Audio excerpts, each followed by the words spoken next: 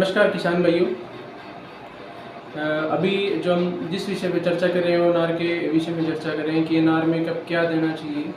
इन दिनों में मैंने अनार में जो समस्याएं देखी है या उनका विजिट किया फार्मरों का, तो हमें देखने को चीज़ें मिली है वो इस हिसाब से हैं कि कुछ किसान अभी उनमें गोबर की खाद डाल रहे हैं और कुछ किसान अभी कटिंग करवा रहे हैं, कुछ किसान इथाइल करवा रहे हैं उसमें स्प्रे इथाइल का, और कुछ किसान क्या है कि उसमें जो उसकी रूट फॉर्मेशन लाने के लिए उसमें कटिंग करवा रहे हैं जड़ों की।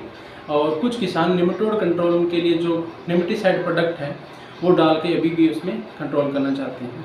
और कुछ किसान क्या करते हैं, जिससे सुनने में मिला है कि वो जब जून जुलाई का अगस्त महीना आएगा उस टाइम प्रोडक्शन लेने के टाइम ही उसमें कटिंग करेंगे और उसी समय उसमें ट्रायल करेंगे और उसी समय गोबर और डीएपी देंगे।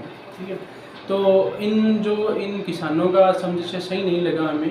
इसमें जो हम परामर्श देना चाह रहे थे वो सभी जगह निष्कर्ष निकाल के हमें लगा कि कुछ किसान अपने मैनेजमेंट से सही उनका बेनिफिट हो रहा है, लेकिन कुछ जगह वो गलत जा रहे हैं। जो किसान अभी गोबर की खाद दे रहे हैं, डीएपी दे रहे हैं या और कुछ कर रहे हैं, कटिंग करवा रहे हैं, ट्रायल करवा रहे हैं, वो थोड़ा सा बेनिफिशियल भी है और अनबेनिफिशियल भी है।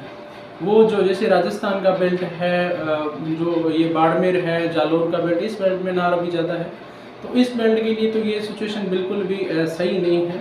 अपने जैसे देखें तो जून जुलाई का महीना है, उसी महीने में बारिश के मौसम में मतलब उसी महीने ही अपने कटिंग के लिए सबसे बेस्ट मौसम रहेगा और इथराइल ही बेस्ट रहेगा। उसी टाइम में इथराइल करना चाहिए अपने को और उसी टाइम में उसमें गोबर की खाद और डीएपी देनी चाहिए।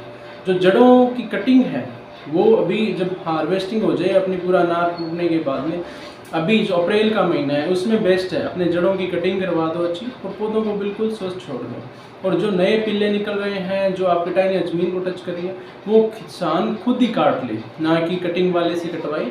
वो किसान धीरे धीरे खुद ही काटते रहें, जिससे क्या है कि आप अपने आराम से करोगे तो उसमें क्या है कि थोड़ा एक तो स्प्रे भी कम करनी पड़ेगी।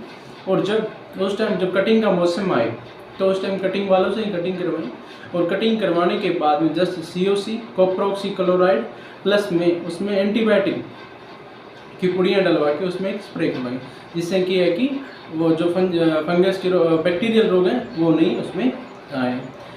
और ये तो रही बात नॉर्मली उसमें क्या कर देना चाहिए। और जो अभी निमेटोड कंट्रोल के लिए किसान को उसमें डलवा रहे हैं, जैसे उसमें नेमेटिसाइड प्रोडक्ट डलवा रहे हैं, तो उनके लिए मेरा सजेशन रहेगा कि आप इतना महंगा खर्चा ना करके उसमें ओनली वन आपके ट्राइकोडर्मा विरिडी है, ट्राइकोडर्मा पैलेसियम है, ये जो प्रोडक्ट है फंजीसाइड है उनको आप यूज़ कीजिए।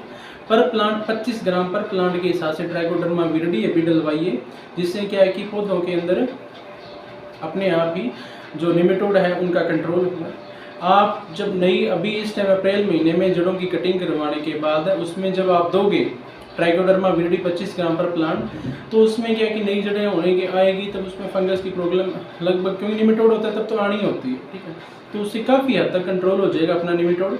और दूसरा, जब कटिंग होने के कम से कम 14 दिन के बाद में जो इफ्को MC का हमेट्सु नाम से प्रोडक्ट आता है, वो काफ़ी जड़ ग्रोथ करवाने में भी और जड़ पौधे को स्ट्रॉन्ग करने में भी काम आता है।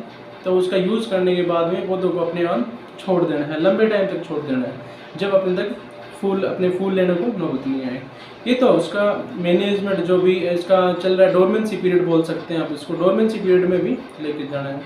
और कुछ किसान क्या कर रहे हैं कि अभी इसी टाइम भी इथराइल कर रहे हैं, कटिंग करवा रहे हैं, फिर आगे जाके फिर इथराइल और कटिंग करा रहे हैं। ये क्या है कि कॉस्टली पड़ता है थोड़ा सा। इस कॉस्ट की वजह से एक तो इथराइल्स जो है अपने हार्मोन्स हैं उनका ज़्यादा यूज़ होने से पौधे पे भी स्ट्रेस आते हैं, पौधे में भी दिक्कत आती है। और जो अभी डीएपी दे रहे हो तो उस टाइम डीएपी का स्टोरेज होता है वो नहीं पौधे में मिल पाता, उसकी वजह से फ्लोरिंग गिरना या फ्लोरिंग प्रॉपर साइज़ नहीं आना, ये समस्याएं, उसमें बहुत सारी समस्याएं आने लग जाती हैं। तो उसके मैनेजमेंट के लिए ज़रूरी है कि आप डोरमेंसी पीरियड को बरकरार रखें ताकि उसका अच्छा आप रिजल्ट मिल सके। और इसके अलावा अगर अदरवाइज़ आपको कोई और समस्याएँ आती हैं, किसानों जो भी अनार के प्रति अपने रिलेटेड कोई भी समस्या आ रही है, तो हमारा जो हेल्पलाइन नंबर है डॉक्टर फार्मा क्रोप का, उस पर आप संपर्क कर सकते हैं। धन्यवाद किसान भाइयों।